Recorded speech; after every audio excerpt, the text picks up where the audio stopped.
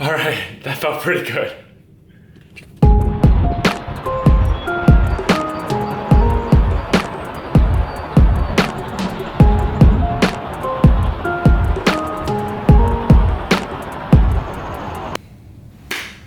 So, why do I run? That might seem like a pretty stupid question, and I'm sure plenty of people have given their reasons why they run. But for me personally, for those who do know me, you'll know that I did leave swimming right around a year and 3 months ago. So for me to jump so quickly back into a very similar sport, if I'm doing it as a sport, that is, with a very similar schedule, might seem a little bit baffling. It's 3K in. Especially because part of the reason that I did leave swimming was because of the schedule commitments, because of the effect it was having on my social life, and because of the reason it was exhausting me mentally and physically. So it does seem a little bit questionable why I would jump into running and why I'm able to commit to running but not to swimming. It is easier, first of all, to clear it up, running is easier than swimming, at least at the level that I'm doing it at.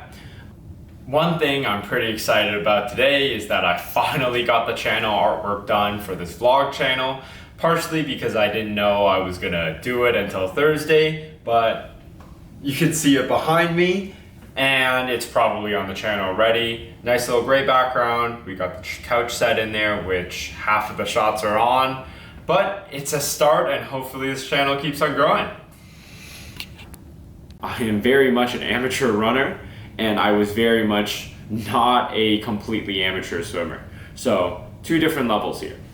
But there's also some real concrete benefits to that. As a runner, I really enjoy the benefits mentally that I get from it. So, the fact that I'm almost always just competing with myself, the fact that I'm not always chasing times, although I do chase sometimes. That's 6. I still love my PBs, but I feel like there's nothing, the highlight of my day, every day, is literally when I wake up, get my coffee in, warm up a little bit, and then go for that run. Those 30 minutes to an hour are the best 30 minutes to an hour in my entire day. Over the last couple of days, my fridge has smelt a little bit off, and I checked it, I took a quick glance. Nothing should have gone bad because I was thinking, well, there's no meat in here and all the vegetables are fresh, so we're fine. I finally figured out what the smell was, and it's not good. Why? Because I'm able to just completely clear the world out, put music on, and just really focus. And I think that's something that I started to really miss when I was swimming. One, because you can't really listen to music when you swim, and also because I was doing it almost as a pseudo profession. 5.5, middle of Bank Street, not too bad. Where I had so much running on it and there was so much pressure and it was so organized as practice that it stopped being an escape from my work and it kind of became more work. So that kind of pressure built up. But running is something that I really do truly love. I mean, it's very hard to do something every single day for 3.5 months if you don't love it. Oh, there's a thing of salmon in here that is 6 days expired. It is definitely gone bad. This is just sad. I've been waking up every morning, 4:30, 5:30. I eat a little, drink some coffee, get myself warmed up, and then I'm running every single day for the last 3.5 months. And I don't think a single day I've said, oh, I really don't want to run today. I haven't even been tempted to skip, because while some days I'm really tired and I might have to run a little bit slower or I might have to run a bit less because of my knees, I've never wanted to completely stop. And that's not the same feeling I had when I was swimming. To be brutally honest, I think that one of them became work.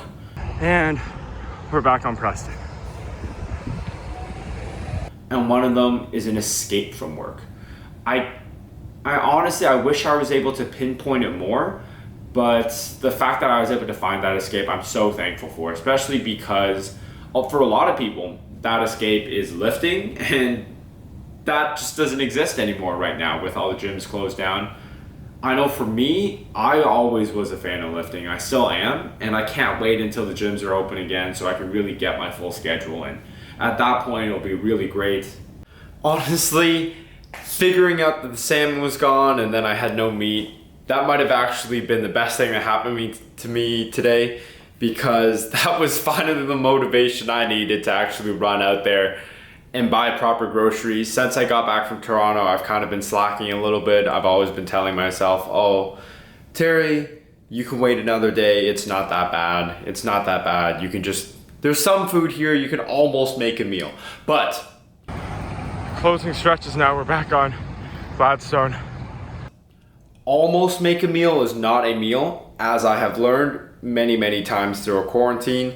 And I'm pretty proud to finally have a normal fridge that doesn't make me look like I'm still in college. I am pretty proud. Look at all the vegetables. And that is why you look in the fridge and find out when your fish is gone. Don't wait for it to go rotten. Just get rid of it and go to the grocery store. That's a little life lesson for today. In the morning, we'll have my run. I'll be able to get a lot of work done in the middle. And then I'll be off to the gym 5-6 p.m. Get some work in over there, and then I think that's a pretty phenomenal day, where afterwards I can rest up, eat, go out if I want to, and then I think that is a kind of lifestyle I'm very much happy living with for the next few years. And I think that's something that's really important for me, how running has kind of helped me build that. And don't get me wrong, I am very nervous about what's going to happen in the winter. I'm not the biggest fan of treadmills or winter running, so we're definitely going to see how I adjust to this one and whether I just fall back right into my old habits when winter comes. But fingers crossed, we're going to keep running, and hopefully that doesn't stop.